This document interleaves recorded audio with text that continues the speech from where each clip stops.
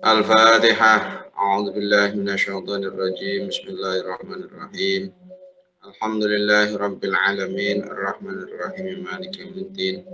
Iyyaka na'budu wa iyyaka nasta'in. Ihdinas shiratal mustaqim. Shiratal ladzina an'amta 'alaihim ghairil maghdubi 'alaihim waladdallin. Amin. Bismillahirrahmanirrahim. Alhamdulillahirabbil alamin. Wabihi nasta'in ala murid dunia waddin wassalatu wassalamu ala asyrafil anbiya wal mursalin Sayyidina Maulana Muhammadin wa ala alihi washabihi ajma'in. Subhanaka la ilma lana illa ma 'allamtana innaka antal alimul hakim. Rabbi shrah li sadri wa yassir li amri wa hlul 'uqdatam min lisani yafqahu qawli, amma ba'd. Kita teruskan lagi. Kemarin ada pertanyaan yang agak keluar dari pembahasan ya, masalah zakat ini, karena memang setelah kita masuk ke akhir Ramadan itu sudah zakatnya zakat fitrah. Zakat itu ada dua macam, ada zakat mal dan zakat fitrah. Kalau zakat fitrah itu memang khusus dilaksanakan pada akhir bulan Ramadan. Syaratnya itu ada orang tersebut menangi atau hidup pada saat matahari terbenam akhir bulan Ramadan. Jadi dia ada di jusnya bulan Ramadan, di jusnya bulan Syawal. Maka bayi yang lahir malam Id itu tidak wajib dikeluarkan zakatnya. Kalau zakat yang kedua, zakat mal, itu bebas sebenarnya. Perhitungannya itu setiap akhir tahun. Akhir tahun ketika dia dagang mulainya Januari, ya Januari lagi. Dia usaha mulainya di April, April lagi gitu. Kalau panen ya ketika panen, ya hasoti. Nah, kemudian zakat fitrah. Zakat fitrah itu sebenarnya berapa? Ada perubahan nggak untuk ukuran? Tidak ada. Zakat fitrah dari dulu itu tetap aja, karena hukum itu tidak ada perubahan, yaitu 1 sok dari makanan pokok daerah itu, util balad namanya. 1 sok dari util balad, makanan di daerah situ. Kalau kita di Indonesia, maka dengan menggunakan beras. 1 sok beras, gitu ini. Tidak ada perubahan dari dulu. Kemudian ada pertanyaan, ini Pak, ini sekarang ada yang 2 kilo, ada yang 2,5 kilo, ada yang 2 kilo 7 on, ada yang sampai 3 kilo, gimana Pak? Itu memang karena permasalahan muncul dari sok yang berupa takaran, kemudian diukurkan dengan kilogram. Akhirnya muncul ada perbedaan. Kalau aslinya enggak, ya tetap 1 sok itu. Nah, kemudian munculnya perbedaan sebab apa? Sebab begini, kalau kita punya beras, kemudian beras kita beras baru, mungkin baru nyelip atau baru panen, atau beras kita beras yang sudah lama, panenan tahun kemarin yang belum diselip ya, belum diiser namanya itu, ini dikupasin, kemudian kita kupas sekarang, dengan panenan yang baru kita kupas sekarang. Nanti kemudian kalau kita takar dalam 1 liter beras itu, yang panenan sekarang dengan panenan baru, itu kira-kira bobotnya sama apa enggak? Kalau melihat teori yang namanya bobot itu biasanya dipengaruhi sekali dengan namanya kadar air, maka ketika beras itu adalah beras yang baru panen tahun ini, yang baru panen kemudian kita selip, kemudian tahun kemarin yang sudah lama baru kita selip, ya jelas berbeda kalau mau dibobot dengan timbangan. Padahal ukuran zakat itu tidak pakai timbangan, tapi menggunakan takaran, yaitu sok. Dulu 2,5 kilo Pak, betul, 2,5 kilo. Sampai sekarang pun 2,5 kilo juga masih ada tetap. Cuma pertanyaannya kemudian, kita tahu nggak 1 sok kita itu sebenarnya berapa kalau mau di kilo? Nah, kemudian para ulama berikhtiyat, kemudian diteliti, termasuk saya kebetulan punya, walaupun bapak saya dulu beli di Mekah soknya itu, kemudian saya tester dari mulai beras yang sangat tidak bagus, katakan itu yang dari yang dikeluarkan oleh Dolok namanya, yang beras raskin. Kemudian beras saya perintah orang ke warung juga pada saat itu, coba ini di warung satu sok ini ditimbang, itu memang berbeda-beda. Antara satu beras dengan yang lain berbeda-beda untuk ketika di satu sok kemudian ditimbang, satu sok ditimbang. Kalau beras yang memang baru, benar-benar baru, itu ada yang mencapai 3 kilo. Apalagi kemudian beras yang benar-benar organik sekarang, yang memang bobotnya juga berpengaruh sekali nih, bobot masalahnya. Jadi beras organik yang non kimia yang tidak pakai urea itu ceritanya bobotnya lebih berat lagi. Maka satu gantang atau satu panci atau satu liter dari beras itu pasti berbeda-beda bobotnya. Munculnya permasalahan seperti itu. Jadi untuk ikhtiyat ini itu boleh 2,7 boleh, atau ikhtiyat lagi 3 kilo boleh. Yang 2,5 kilo tetap saya mengikut yang ya tidak apa-apa, karena al ijtihad la yunqadu bil ijtihad. 2,5 kilo juga hasil daripada ijtihad.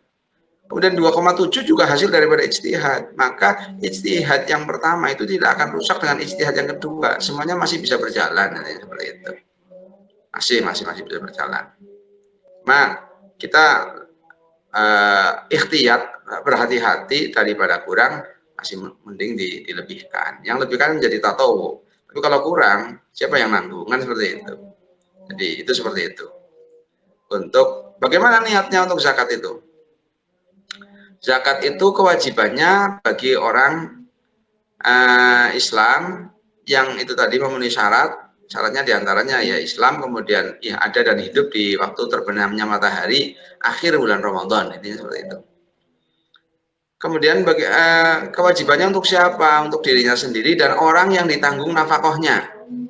Orang yang ditanggung nafkahnya. Mungkin anak, istri dan sebagainya. Maka kemudian ketika mengeluarkan zakat itu ada syarat mengeluarkan zakat, diantaranya ya kita setelah memenuhi syarat kemudian ketika melaksanakan itu disertai dengan niat. Niatnya adalah ya kita mengeluarkan itu sebenarnya sudah niat, sudah qasdu sudah. Cuma kalau mau dilafalkan ya mungkin nawaitu an ukhrija zakatal fitri an nafsi fardholillahi ta'ala. Kalau dari dirinya sendiri.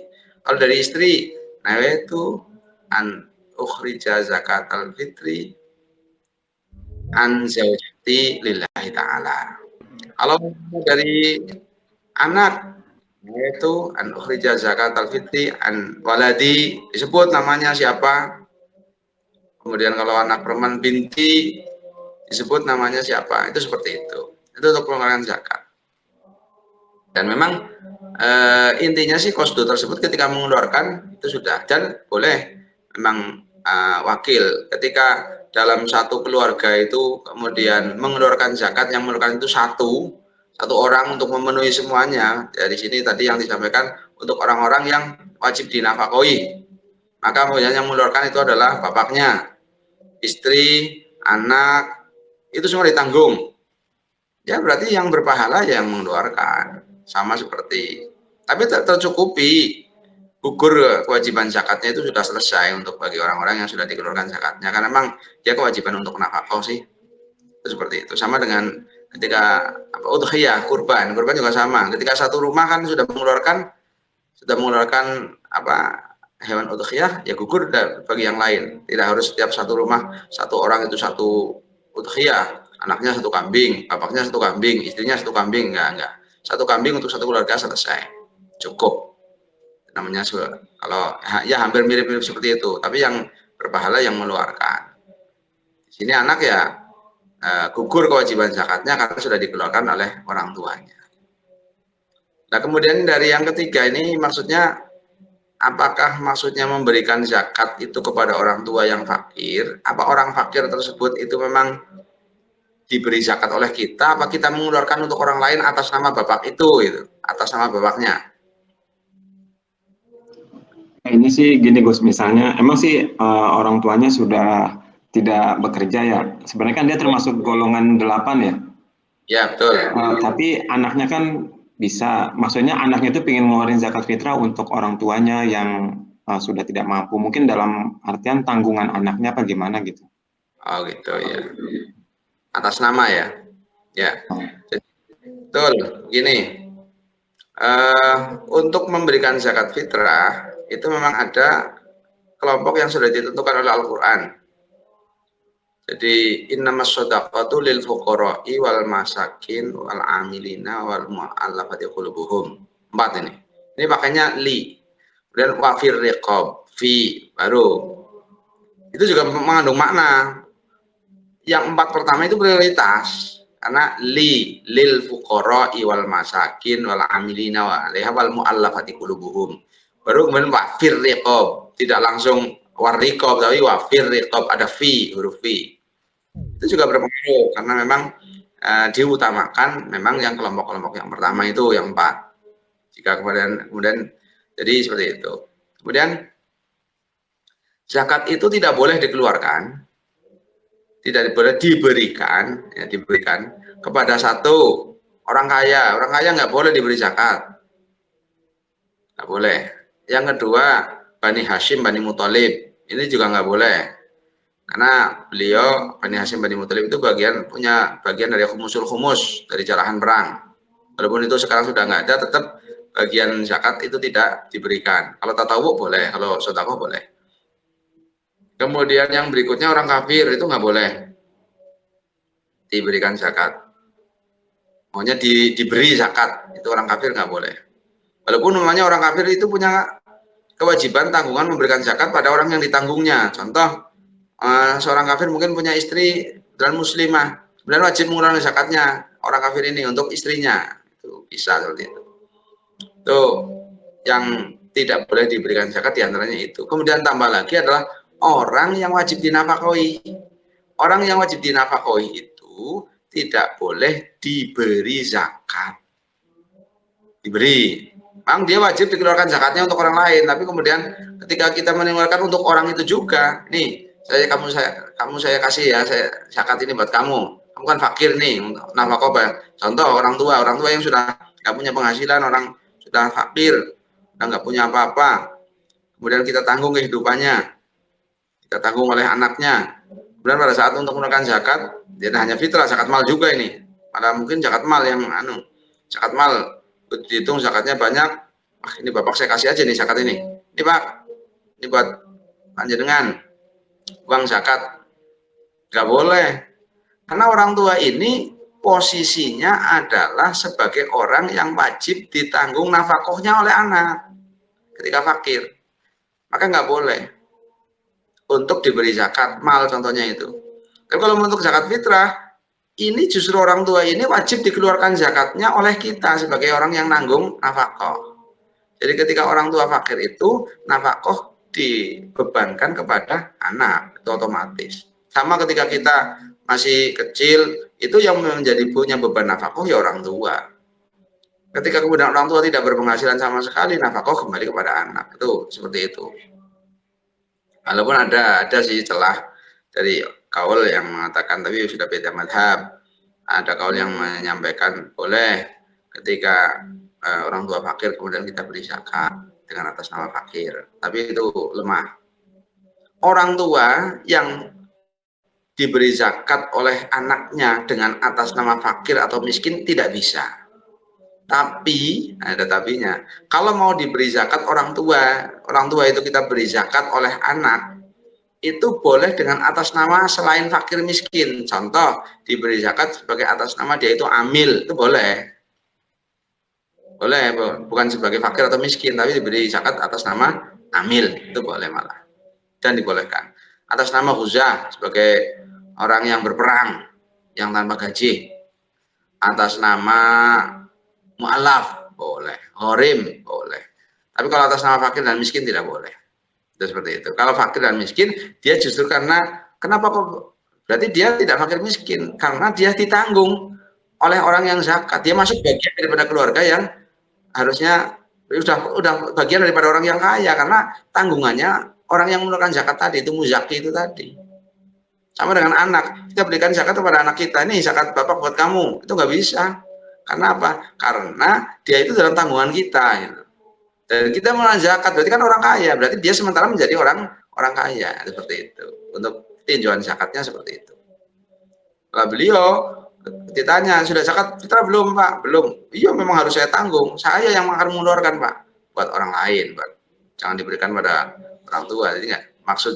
Kalau pertanyaan maksudnya itu siapa yang memberikan zakat pada orang tuanya? Ya, namanya dari orang tua. Orang tua ketika wajib zakat, kemudian orang tua itu fakir, maka anak ini yang wajib mengeluarkan zakat atas nama orang tua sebagai orang yang ditanggung nafkahnya. Tapi kalau anak memberikan zakat kepada orang tua, zakatnya saya, kemudian saya berikan kepada orang tua karena orang tua saya itu orang fakir, itu nggak boleh.